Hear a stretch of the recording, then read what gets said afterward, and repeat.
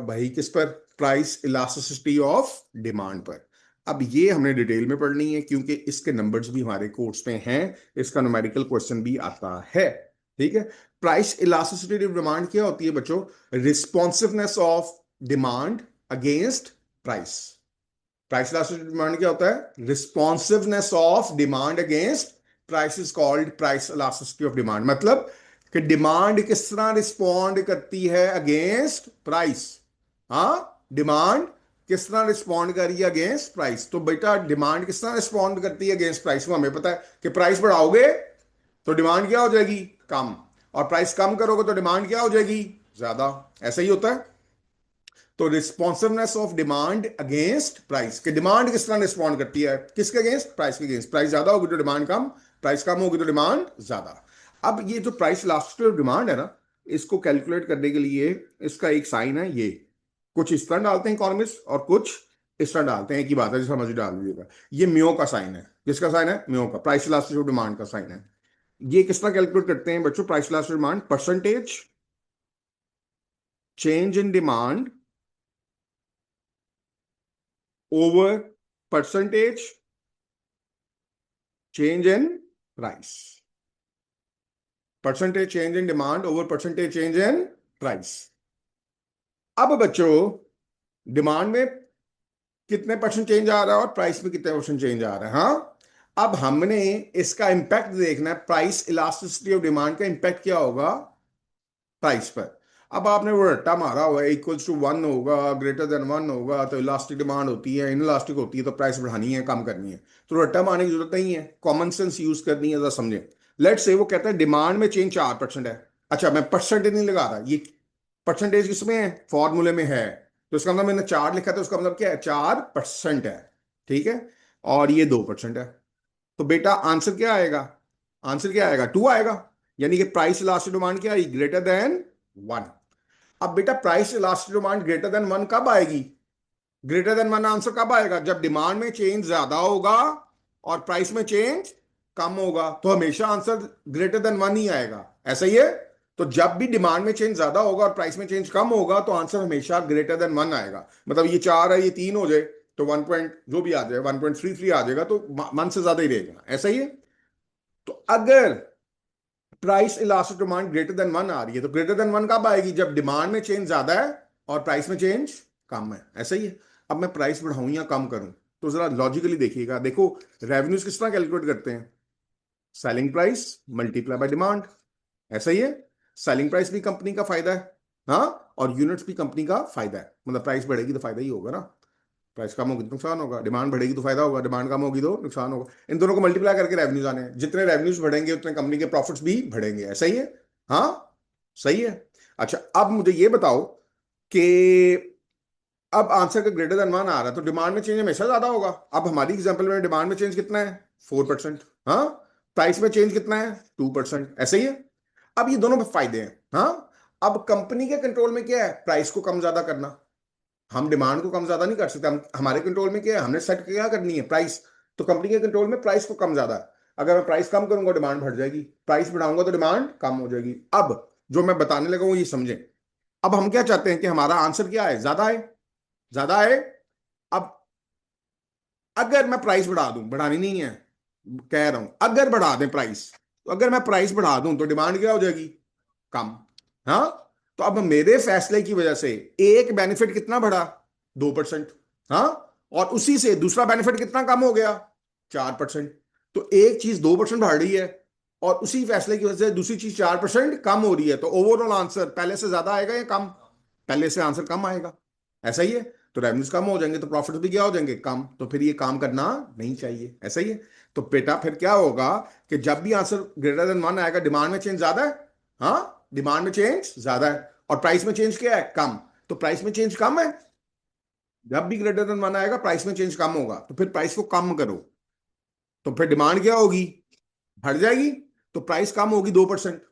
हाँ, और दूसरा बेनिफिट बढ़ जाएगा 4%। अब मेरे फैसले की वजह से एक फायदा 2% कम हुआ, लेकिन दूसरा फायदा 4% बढ़ गया। तो आंसर पहले से क्या आएगा? ज्यादा। रेवेन्यूज बढ़ेंगे तो प्रॉफिट बढ़ जाएगा। तो इसका मतलब जब भी आंसर ग्रेटर देन 1 आएगा तो प्राइस में चेंज कम होना है। तो प्राइस कम करो। प्राइस कम होगी थोड़े परसेंटेज से, और डिमांड बढ़ेगी ज्यादा परसेंटेज से, ओवरऑल रेवेन्यूज बढ़ेंगे तो प्रॉफिट्स भी बढ़ जाएंगे। बात समझ आई है? क्लियर हुई है बात? तो बेटा जब भी price last demand greater than 1 होगी, हाँ, तो वहां पर हमें प्राइस को क्या करना है?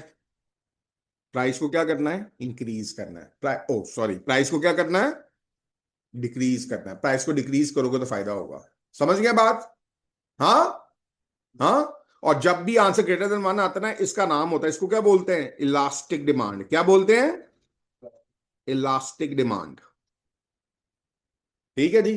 तो जब भी आंसर ग्रेटर देन 1 आएगा उसको क्या बोलते हैं? इलास्टिक डिमांड बोलते हैं। और वहां पे प्राइस को क्या करना है? कम करना है। क्यों कम करना, समझ आ गई है? ग्रेटर देन 1 आंसर कब आएगा? जब प्राइस में चेंज कम होना है डिमांड के चेंज से, ऐसा ही है।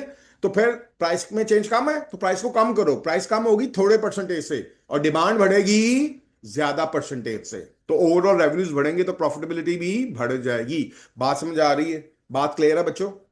अच्छा। और अगर ये कर दूं, 5/10 कर दूं, तो आंसर क्या आएगा? 0.5 आएगा। हाँ, 0.5 आएगा। अब प्राइस में चेंज किया है ज्यादा, 10% का है। हाँ। और डिमांड में चेंज कितना है? 5% का। ऐसा ही है।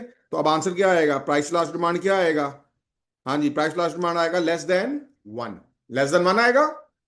अब ये लेस देन 1 आ रहा है, तो लेस देन 1 कब आएगा? जब प्राइस में चेंज क्या होना है? ज्यादा। तो जब प्राइस में चेंज ज्यादा होगा डिमांड से, तो हमेशा लेस देन 1 आना है। ऐसा ही है।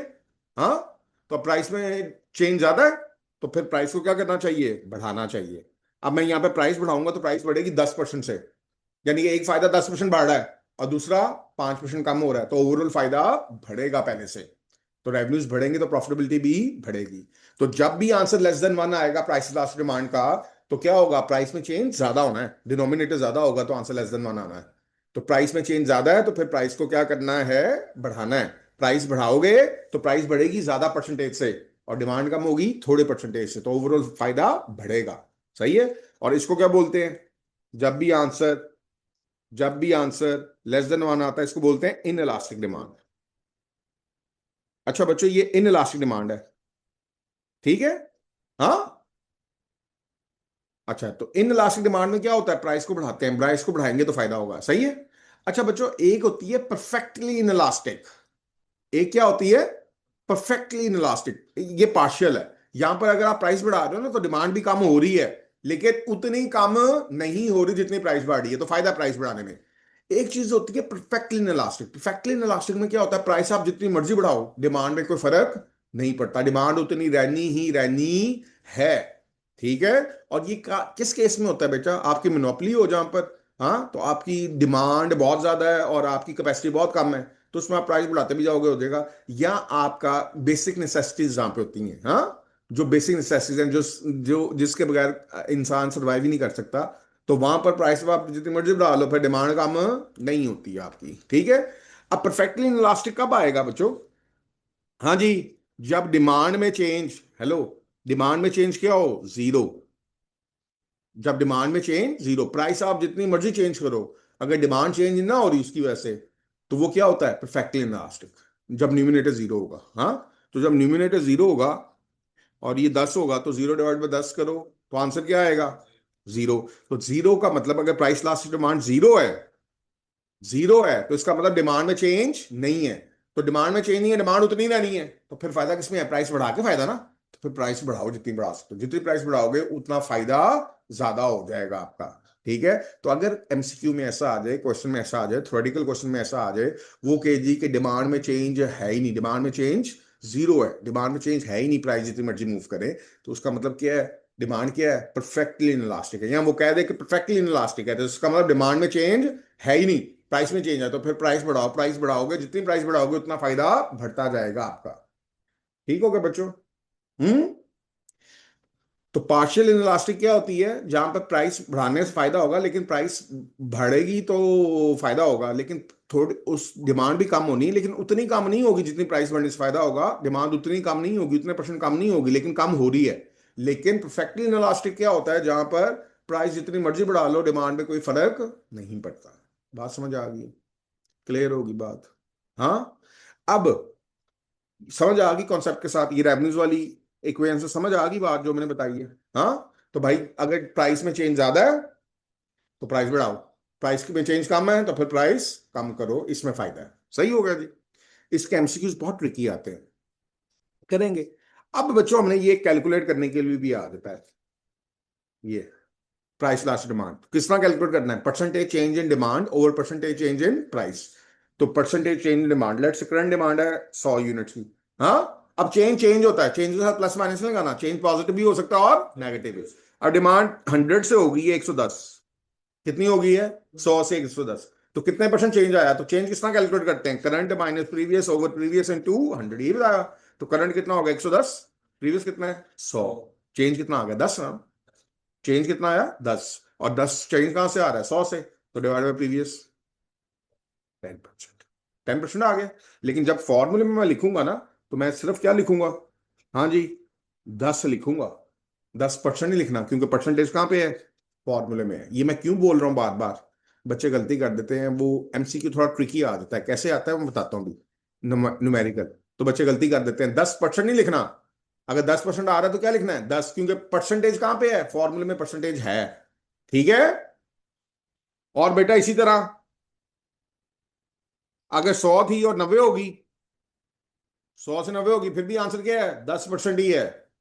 माइनस प्लस नहीं लिखते चेंज के साथ, ठीक है, चेंज चेंज होती है। देखो अब 100 से 90 होगी तो करंट कितनी है 90, माइनस 100 ओवर 100 इंटू 100, तो ये भी कितना आएगा 10% ही आएगा, लेकिन 10% ऑब्वियसली डिक्रीज हो रहा है। सही है, चेंज आ गया कैलकुलेट करना। इसलिए प्राइस अभी है, प्राइस है अभी 50 रुपए, 60 होगी। हाँ 50 से कितनी होगी 60, तो करंट कितना है 60 माइनस 50 ओवर 50 इंटू 100, तो ये कितना आ गया 20%। हाँ, तो बेटा ये फॉर्मूला है करंट माइनस प्रीवियस। और वैसे मैं चेंज किस तरह कैलकुलेट करता हूं, मैं तो सीधा देखता हूँ 50 से कितनी हुई 60, कितना चेंज आया 10, आउट ऑफ कहां से चेंज आया 50 से आया, तो 10/15 टू 100, 20%। और वैसे भी 60 माइनस 50 करके क्या आना 10 ही आना ना, तो 10 डिवाइड बाय 40, 10 डिवाइड बाय 50। समझ गए बात। तो चेंज कितना आ रहा है और जिस अमाउंट से चेंज आ रहा है, जितना चेंज आ रहा है डिवाइड बाय जिससे चेंज आ रहा है, जिस अमाउंट से उससे डिवाइड कर देंगे 200। या आसान तरीका क्या, current minus previous over previous into 100। Basically क्या है, जितना चेंज आ रहा है डिवाइड बाय वो उस अमाउंट से डिवाइड करते हैं जिस अमाउंट से चेंज आ रहा है। ठीक हो गया जी, कैलकुलेट कर लेंगे। तो 10 डिवाइड बाय 20 हो गया, तो आंसर क्या आ गया <1। हाँ, अब प्राइस में चेंज ज्यादा है तो प्राइस को बढ़ाएं, प्राइस बढ़ाएं, प्राइस बढ़ेगी 20% तो डिमांड कम होगी 10%, तो ओवरऑल फायदा बढ़ेगा, तो प्रॉफिटेबिलिटी भी बढ़ जाएगी।